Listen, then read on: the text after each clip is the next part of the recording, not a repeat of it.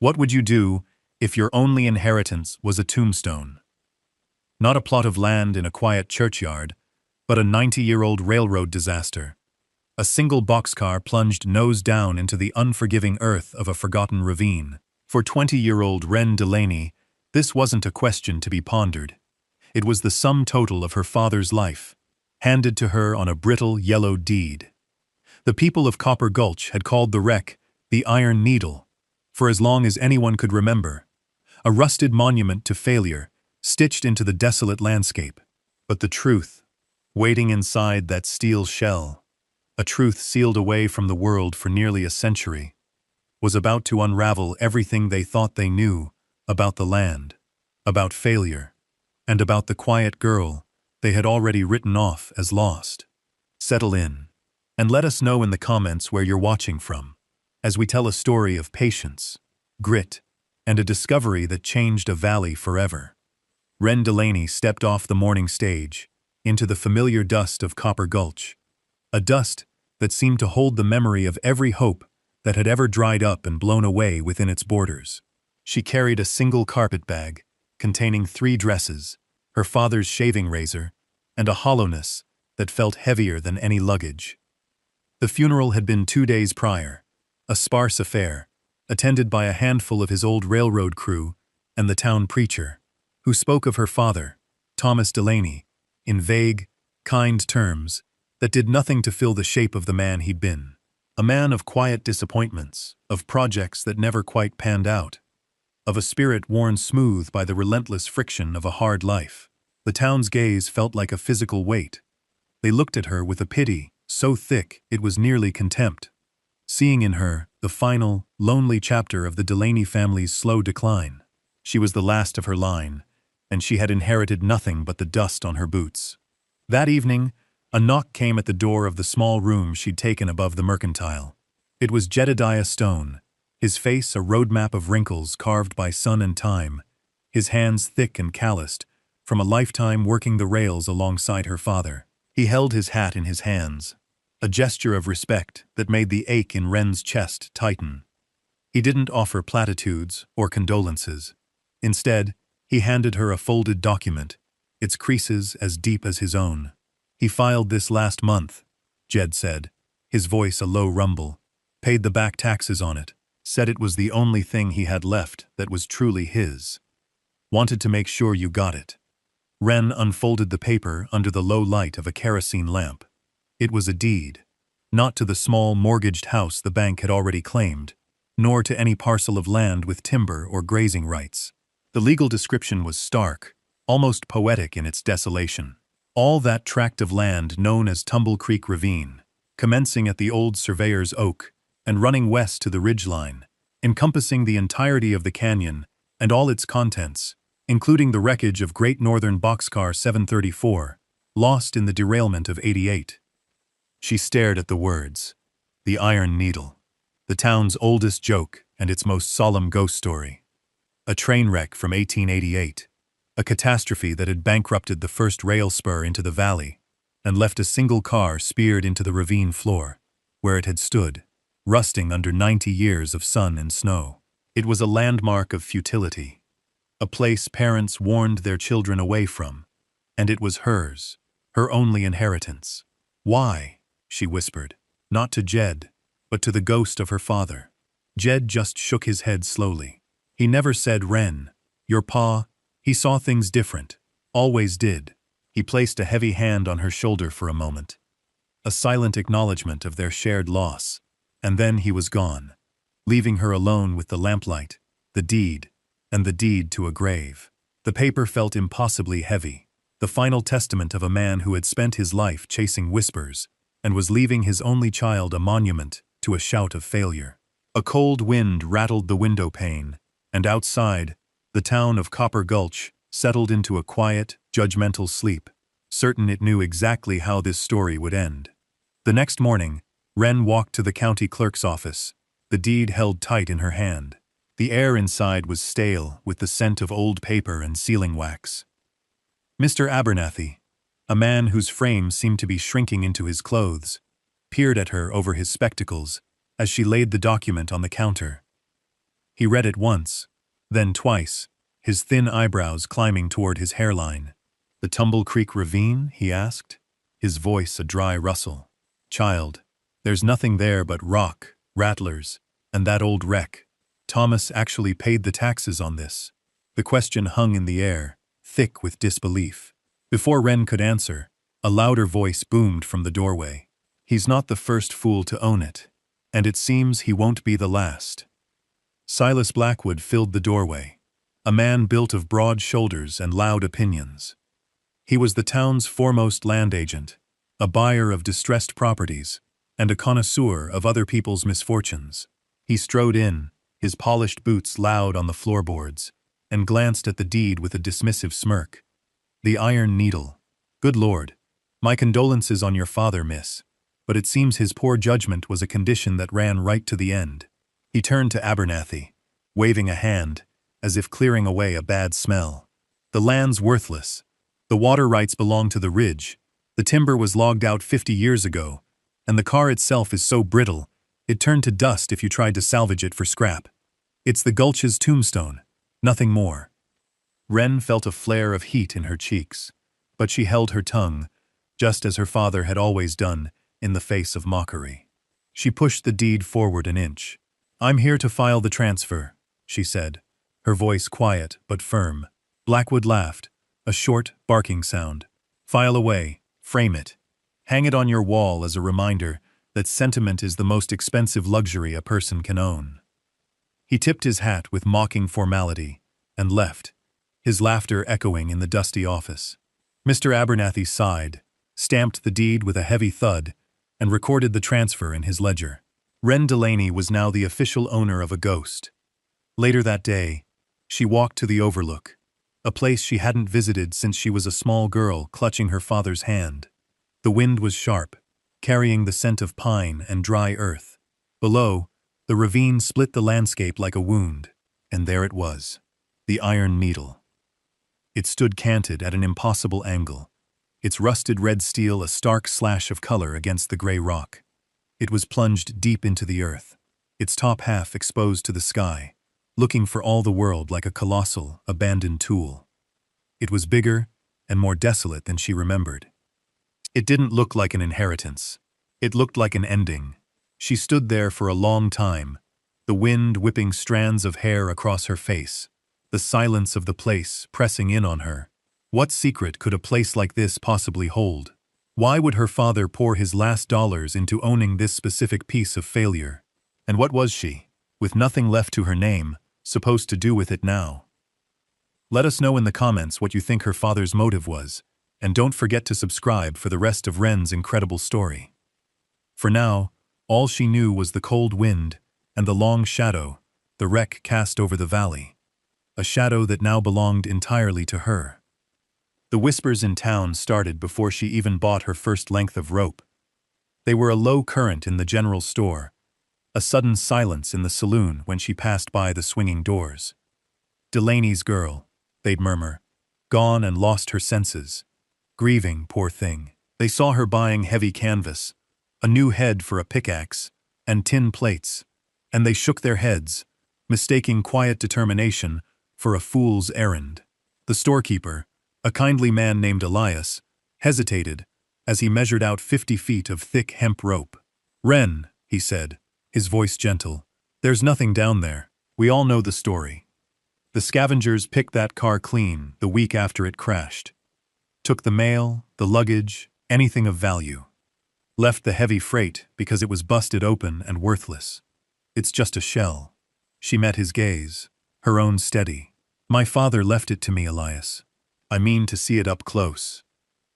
He said no more, simply took her money with a sad, paternal sigh, the transaction feeling more like an indulgence than a sale.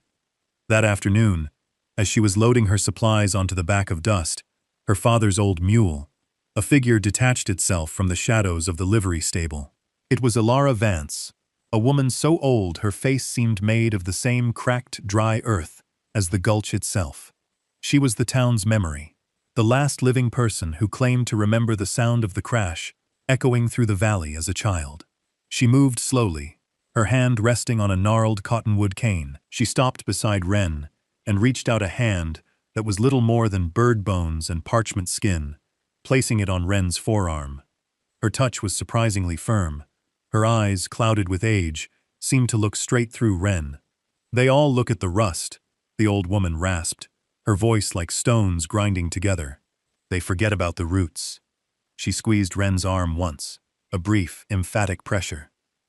"Some things don't fall," she said, her voice dropping to a near whisper. "They wait," and then she was gone, shuffling back into the shadows, leaving Wren with a chill that had nothing to do with the afternoon breeze. The encounter was still unsettling her when Silas Blackwood found her near the edge of town. He reined in his handsome bay horse, looking down at her and the laden mule with an expression of profound pity. "Miss Delaney," he began, his tone dripping with condescension, "this has gone far enough. The whole town is talking. It's unseemly." He reached into his coat pocket and pulled out a small clutch of bills. "Here, $20. For the deed. It's more than anyone in their right mind would pay, but I'll consider it a charitable donation to your father's memory. Take the money, get on the next stage, and go start a life somewhere else. There's nothing for you here but a bad memory." The offer was a public humiliation, delivered on the main track out of town for all to see. Wren looked from the money in his hand to his smug, assured face. She thought of her father's quiet persistence, of the way he'd absorbed a lifetime of similar dismissals. She thought of Alara Vance's strange, cryptic words. She said nothing. She simply shook her head, a small, resolute gesture. She took hold of Dust's lead rope and clicked her tongue, urging the old mule forward. She walked past Blackwood and his horse, leaving him sitting there with his charity outstretched and his mouth agape. Her silence was a louder refusal than any shout could have been. She didn't look back. Ahead of her lay the trail to Tumble Creek Ravine, and behind her, a town that had already buried her. The weight of their judgment was heavy, but the pull of the unknown, of her father's final, inexplicable act, was stronger. The journey to the ravine took the better part of a day. The trail was little more than a game path, overgrown and forgotten, winding its way up into the rocky, arid hills that formed the western wall of the valley. Wren led Dust, the mule's hooves sure and steady on the uneven ground. The animal was old, gray in the muzzle, and as quietly stubborn as she was. He had been her father's constant companion, a silent witness to his solitary wanderings. Now he was hers. The sun beat down, and the air grew thin and still, the only sounds the creak of the leather packs, the plod of hooves on stone, and the buzz of insects in the dry brush. By late afternoon, the familiar shape of the valley had fallen away behind them, replaced by a starker, wilder landscape. The trees grew stunted and twisted, clinging to the rock. The silence here was different from the silence of the town. It was older, deeper, a silence that listened. They arrived at the rim of the ravine as the sun began its descent, painting the sky in fiery strokes of orange and purple. The sight stole the breath from her lungs. From here, the wreck of Car 734 was not just a landmark, it was a presence. It dominated the canyon floor, a wounded iron beast bleeding rust into the earth.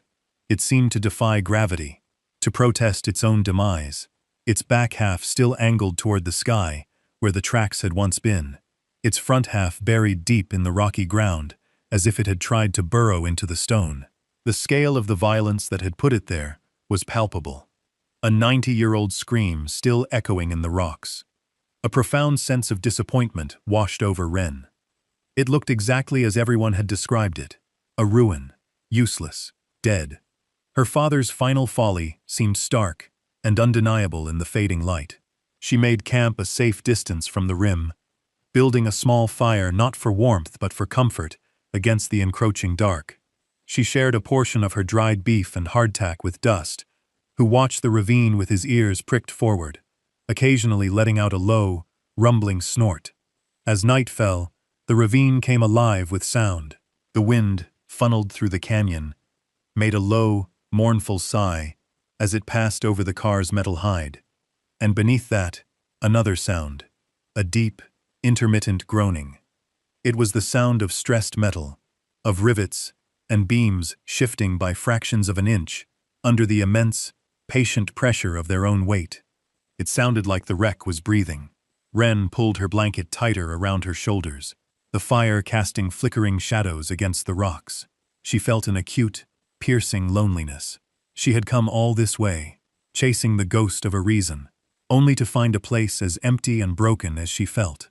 She slept fitfully, the groaning of the iron giant below her weaving itself into her dreams, a long, slow lament for a journey that had ended in disaster.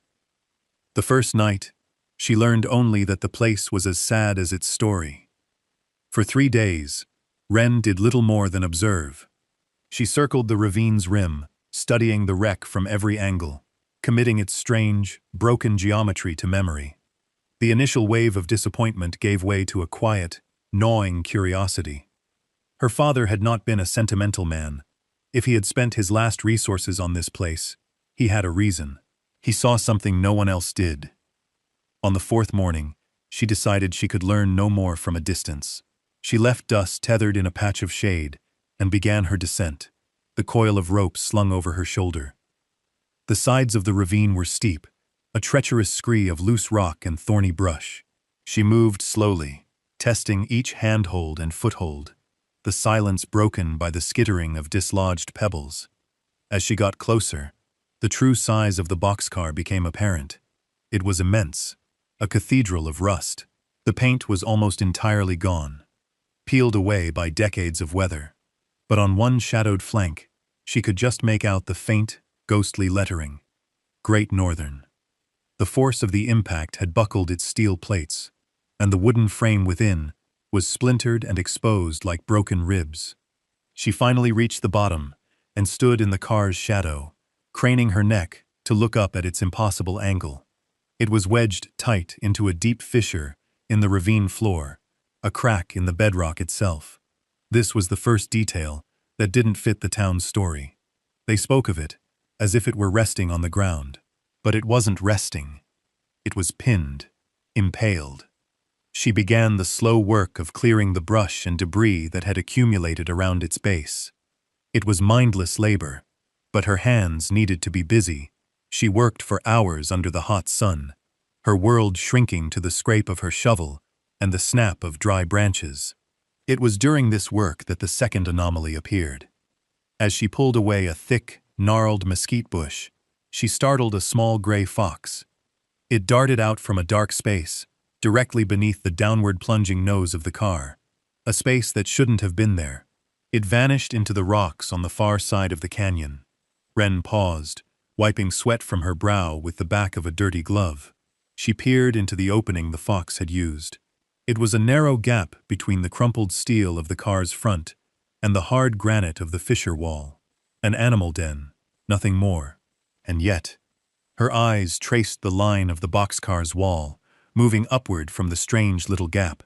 There, about chest high and 10 feet from the main cargo door, was a set of markings. They were faint, hand-etched into the steel, their lines filled with the fine dust of 90 years. They were not railroad markings. She ran her fingers over them, tracing the shapes. It was a perfect, 8-pointed compass rose, no bigger than her palm, and beneath it, a series of numbers and letters, almost like a code, 44R 112 L3. She stared at it, a prickle of unease running up her spine. It was deliberate. It was precise. It was a sign left by a thinking hand, a message that had waited patiently under the sun and the stars, ignored by the scavengers and storytellers. It was the first clue that this was not just a wreck. It was a lockbox. The sound of the wind through the canyon seemed to change, shifting from a mournful sigh to a conspiratorial whisper. The markings became Wren's obsession. For days, she did nothing but try to decipher them. 44R 12L3. It felt like a combination, a sequence of turns. But for what? The main cargo doors were hopelessly jammed, their locking bars bent and rusted into a solid mass. She tried them against every bolt and rivet she could find, but nothing matched. The frustration mounted, a familiar echo of her father's own quiet, desperate puzzling over schematics and half-drawn plans. She felt close to him in that ravine, closer than she had in years. She took to working, letting her hands solve the problem her mind could not. The labor was a balm. She decided to clear the entire base of the car, to expose whatever foundation it rested upon. It was a monumental task. She used the pickaxe to break up compacted earth and fallen rock, then shoveled it away. Dust, the old mule, proved his worth. She rigged a simple pulley system to a sturdy outcrop of rock, and the mule patiently hauled baskets of debris up and away from the site. Days bled into a week, then 2. Her hands, soft from a year spent away at a boarding school her father could ill afford, became calloused, then split, then healed into tough, capable leather. She learned the physics of the wreck, the way it groaned when the morning sun hit the steel, the points where its weight was most heavily settled. She was no longer just its owner. She was its student, its caretaker. It was during this relentless excavation, while clearing a deep deposit of mud and scree from beneath the very nose of the car, that her shovel struck something that wasn't rock. It was a sharp, metallic clang. Heart-pounding, she dropped to her knees and began to dig with her hands. She clawed away the damp, heavy earth, revealing a flat, square plate of steel, different in texture from the rest of the car. It was set flush into what would have been the very bottom of the boxcar's front wall. In its center was a recessed wheel-like handle, and beside it, a complex-looking keyhole set within a circular dial. It was a secondary hatch, a safe. She scrambled back to her feet, her eyes darting from the hidden hatch up to the markings on the wall. A compass rose. R for right, L for left, the numbers. It was the combination.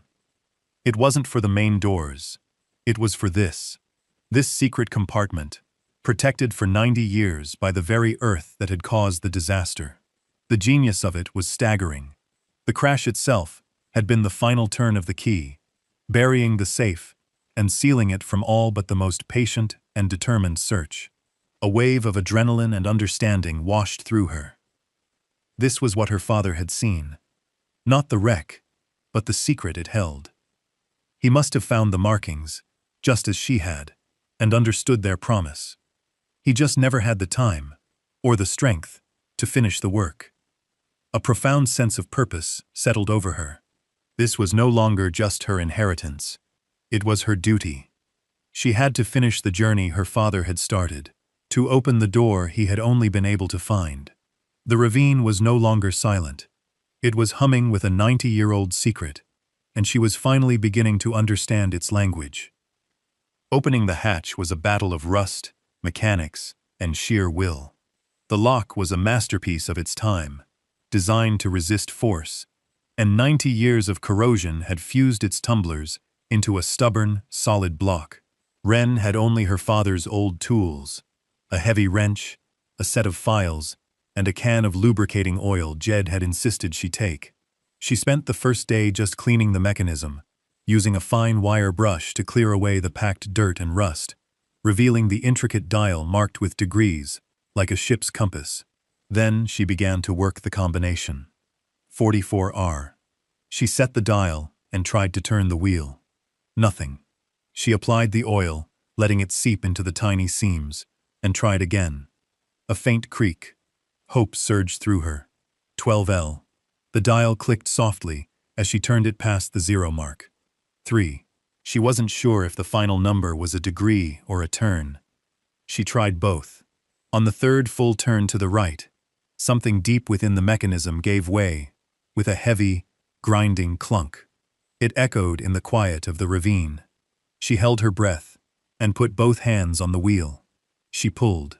It resisted, then scraped, then slowly, grudgingly, began to move. The hatch swung downward on protesting hinges, revealing a dark, square opening. The air that wafted out was cool and dry, smelling not of rot and decay, but of old paper, oilcloth, and something else, a faint, clean, mineral scent, like a freshly broken stone. It was a small compartment, no more than 4 feet square, but it was packed to the ceiling. There were a half-dozen slender copper cylinders, sealed with wax, and several large bundles wrapped in thick, waterproofed oilskin and tied with leather straps.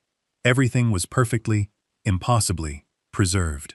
The car's nose-down position in the fissure had created a near-perfect tomb, the earth wicking away moisture, the steel shell protecting the contents from the elements. Carefully, reverently, she pulled one of the oilskin bundles out into the daylight. Her hands trembled as she untied the leather straps. Inside was a thick ledger, its leather cover still supple. She opened it.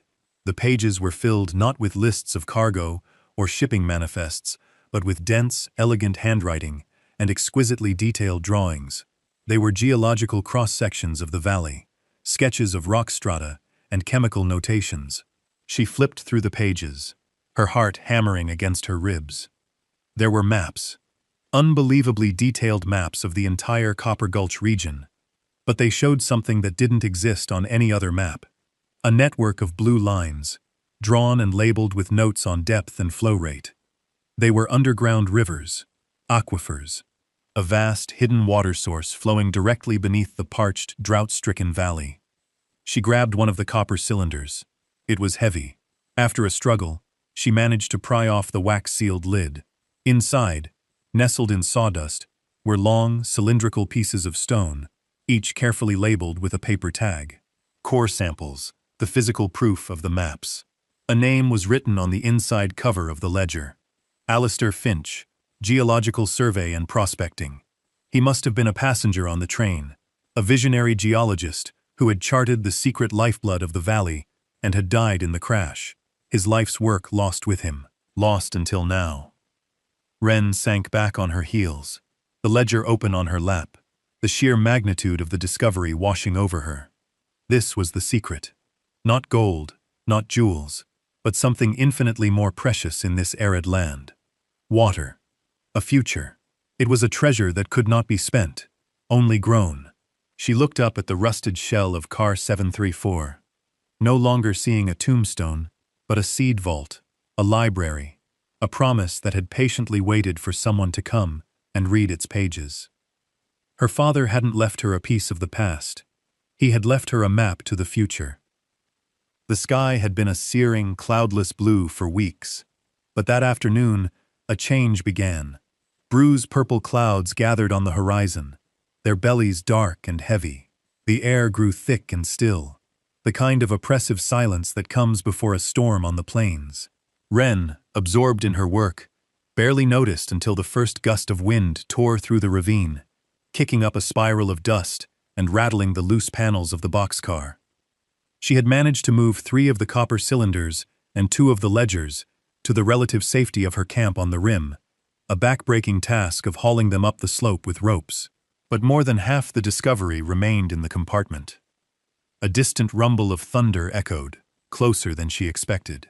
The storms in this part of the country were sudden and violent. The dry creek bed that snaked through the ravine could become a raging torrent in minutes, a flash flood. Panic, cold and sharp, seized her. She had to get the rest of the maps out. She scrambled back down into the ravine, the wind now whipping at her clothes, the sky darkening with alarming speed. She began to haul another oilskin bundle from the hatch just as the first fat drops of rain began to fall. They hit the hot rock with a sizzle. Then the heavens opened. It was not rain. It was a deluge, a solid sheet of water that turned the world gray and roaring. The ravine floor, baked hard by the sun, did not absorb the water. It channeled it. A trickle became a stream. A stream became a brown, churning river in the space of a minute. The water was rising, swirling around her ankles, then her knees. She heard a shout, thin and desperate, nearly lost in the roar of the storm. Peering through the curtain of rain, she saw them. A family, a man, a woman, and 2 small children. Their wagon caught sideways in the rising water farther down the gulch. One of its wheels was broken, and their horse was panicked, threatening to pull the whole thing apart. They were trapped. Wren's mind raced. The maps, the cylinders, her father's legacy. But then she saw the face of the little girl, pale with terror, clinging to her mother. There was no choice. There was never a choice. She secured the bundle she held, shoving it back into the hatch and forcing the heavy door shut against the current. Then, grabbing the coil of rope she'd used for hauling, she fought her way through the rising, debris-filled water toward the stranded family. The current was a physical force, trying to tear her from her feet. "Here!" she yelled, her voice raw. "To the train car! It's anchored in the rock." The man, whose name she would later learn was Miller, looked at her, then at the immense, stable form of the Iron Needle. Hope flickered in his eyes. Wren threw him the end of the rope. "Tie it to the wagon frame. Get the children." Together, they worked in the maelstrom. She braced herself against a boulder, while Miller secured the rope. Then, hand over hand, they pulled the family through the torrent toward the safety of the boxcar, the one solid, immovable thing in a world of chaos. They huddled in its lee, the steel shell taking the brunt of the flood's force, the water raging past them. Wren had risked losing everything she had just found to save a family she didn't know. As the floodwaters crested, she pressed her back against the cold, wet steel of car 734, sheltering strangers under the wing of her inheritance, and understood that some treasures had to be earned more than once. The storm broke as quickly as it had arrived. The floodwaters receded, leaving behind a thick coat of mud and a rearranged landscape of debris. The Miller's wagon was a wreck, but they were safe, huddled together, shivering but alive. Mr. Miller gripped Wren's hand, his eyes filled with a gratitude so profound it needed no words. "You saved us," he finally managed, his voice thick with emotion. "We would have been swept away. My family—" He couldn't finish. Wren just nodded, her exhaustion a heavy weight in her bones. She had saved them, but as she looked at the half-submerged hatch of the compartment, a cold fear washed through her. Had she saved them at the cost of everything else? It took 2 days for the ravine to dry out enough for Mr. Miller to walk back to town for help. He returned with Jed and a small group of men, their faces a mixture of curiosity and concern. The story of the rescue had already spread through Copper Gulch like a grass fire. When Miller told them how Wren had used the old wreck as an anchor, how she had risked her own life for his family, the way they looked at her began to change. The pity was gone, replaced by a grudging, then a genuine respect.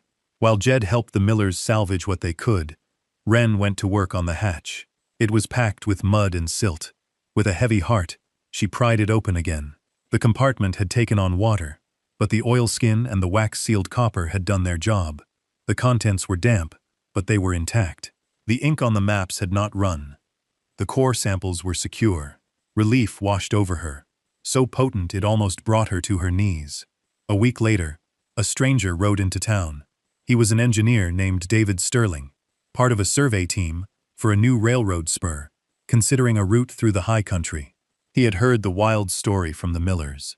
A flash flood, a heroic rescue, and something about old maps found in the legendary Tumble Creek wreck. Intrigued, he sought Wren out. She was hesitant at first, protective of her discovery, but there was a quiet competence about Sterling that she trusted. She showed him one of the ledgers.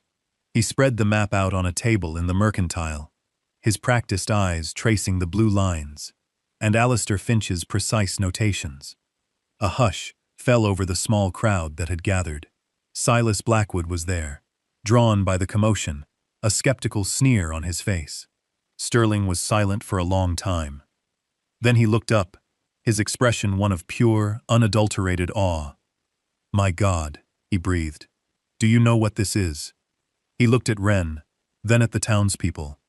"This is the lost survey of Alistair Finch. He was a genius, a visionary, 20 years ahead of his time. They said his work was lost in the '88 derailment." He tapped the map. "These aquifers, if they're real, there's enough water under this valley to turn it into a garden, enough to support a new town, a railroad depot, anything." Blackwood scoffed. "Old drawings, a dead man's fantasy." Sterling picked up one of the core samples Wren had brought. "This isn't fantasy," he said, his voice sharp. "This is science. This sample shows a water table at less than 200 feet. Finch didn't just guess.